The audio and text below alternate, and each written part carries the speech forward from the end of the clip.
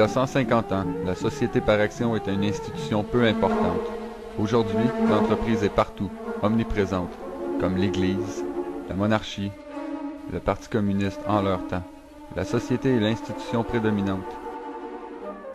On va voir la nature, l'évolution, l'impact et le probable avenir de l'entreprise et de la société moderne. Dotée d'un mandat légal, l'entreprise est limitée. Qu'est-ce qui lui a permis d'obtenir un pouvoir et une influence telle sur nos vies aujourd'hui?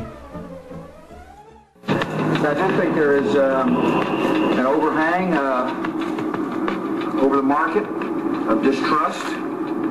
Listen, 95% or some percentage, huge percentage of the business community are honest and reveal all their assets. And got compensation programs that are balanced, but there are some bad actors. Les principes d'exploitation des sociétés s'est réduit à un jeu. Follow the leader. Chacun a son rôle à jouer. L'entreprise fait partie de la société comme nous. On peut pas le retirer, il manquerait un morceau casse-tête. Sauf que ça peut pas être le seul morceau non plus. Ça fonctionnerait tout simplement pas. L'image serait pas complète. Création artificielle, monstre. Qu'est-ce qu'une société? C'est une forme de propriété commerciale.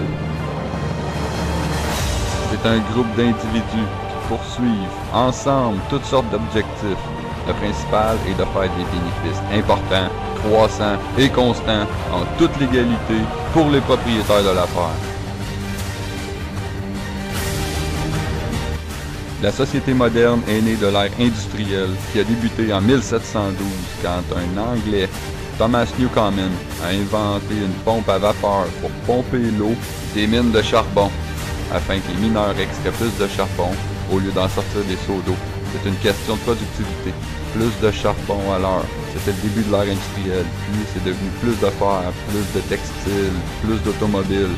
Et aujourd'hui, plus de microchips à l'heure. Plus de cochonneries. Le système aujourd'hui n'a pas changé.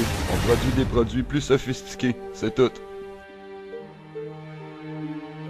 À l'origine, l'entreprise est un groupe de gens constitués en société, rassemblés ensemble pour accomplir une tâche précise, comme construire un pont au-dessus du fleuve par exemple. Il y avait peu d'entreprises à la fondation des Amériques. Celles qui existaient devaient alors se plier aux stipulations des chartes délivrées par l'État. Il y est inscrit la durée de la production, le montant de l'investissement, ce qu'elles construisaient ou entretenaient était écrit dans la charte. Elles ne faisaient rien d'autre. Les sociétés ne pouvaient pas posséder une autre société. Leur actionnaire était financièrement responsable d'un point de vue juridique et culturel. L'entreprise était une entité subordonnée à sa place. C'était un privilège, un cadeau du peuple dont le but était de servir le bien du public. Il ne faut pas se laisser raconter des histoires par l'histoire. Tout n'était pas rose. On a des leçons à en tirer par exemple. On a assisté au début à l'explosion du chemin de fer grâce aux terres allouées par l'État, les banques, les industries lourdes. Il y a un siècle et demi, les avocats de ces entreprises ont compris qu'il leur fallait plus de pouvoir. Ils ont alors voulu supprimer certaines contraintes imposées aux entreprises par le passé. Le 14e amendement a alors été voté pour donner l'égalité des droits aux esclaves en théorie. Donc, on y spécifiait « Aucun État ne peut priver quiconque de sa vie, de sa liberté ou de ses biens, sans procédure légale, afin d'empêcher l'État de prendre la vie, la liberté ou le bien des esclaves, comme on l'avait fait par le passé. » Qu'est-ce qui est arrivé? C'est que des avocats véreux des entreprises ont dit « Oh, vous ne pouvez priver quiconque de sa vie, de sa liberté. L'entreprise est une personne à part entière. » Le pire, c'est que la Cour suprême a accepté. Et le plus grotesque dans tout ça, c'est que le 14e amendement avait été voté pour protéger les esclaves libérés depuis peu. Par exemple, entre 1890 et 1910, il y a eu 307 affaires portées devant les tribunaux. 288 avaient été portées par des sociétés, tandis que 19 provenaient des Afro-Américains. Non mais il y a 600 000 personnes, pensez-y, 600 000 qui sont mortes en luttant pour l'abolition de l'esclavage. Pourtant, c'est avec des traits de crayon pendant les 30 années qui suivirent que les juges ont appliqué ces droits au capital, le cash et à la propriété, alors qu'ils dépouillaient les gens de leurs biens et de leur propriété. Moi, je comprends rien. Bien, tu devrais penser à t'incorporer. C'est mieux. Ça te permettrait d'obtenir ce que tu veux, et tout de suite. Aucune responsabilité. Tu commences par réunir un groupe de personnes qui souhaitent investir leur argent, puis vous demandez une charte en tant que société. Le gouvernement délivre alors une charte à ta société. Légalement, ta société fonctionne comme une personne, ce n'est plus un groupe de gens. Aux yeux de la loi, c'est une personne morale.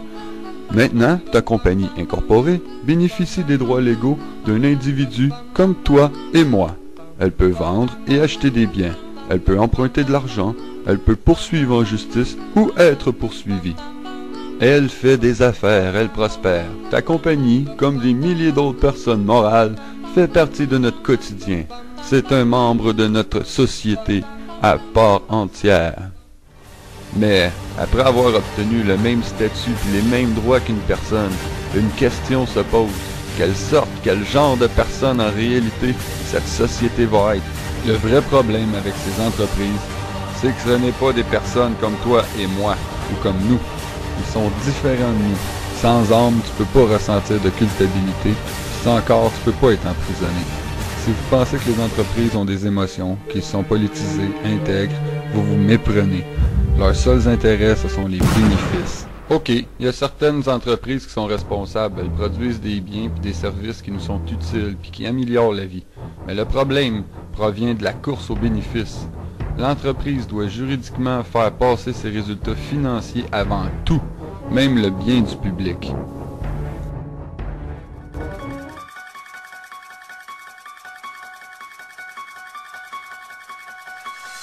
Aucun ressentiment envers autrui.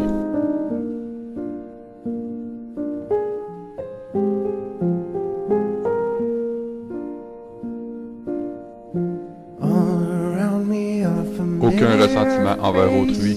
Check. Incapacité à maintenir des relations durables.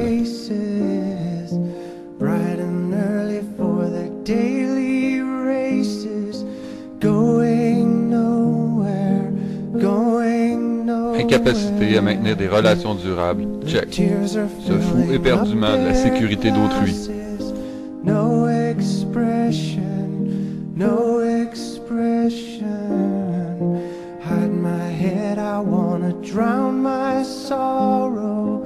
No tomorrow, no tomorrow. Se fout éperdument de la sécurité d'autrui. Check. Ment et trahit pour du profit personnel. Ils préfèrent payer de petites amendes pour ainsi contourner les lois. Ainsi, leur profit peut continuer à grimper sans limite.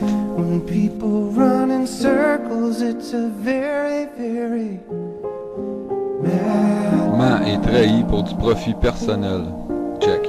Incapacité à ressentir de la culpabilité. Children waiting for the day they feel good. Happy birthday, happy birthday.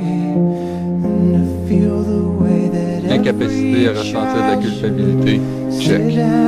Incapacité de se conformer socialement avec le respect des droits d'autrui. Went to school and I was very nervous. No one knew me.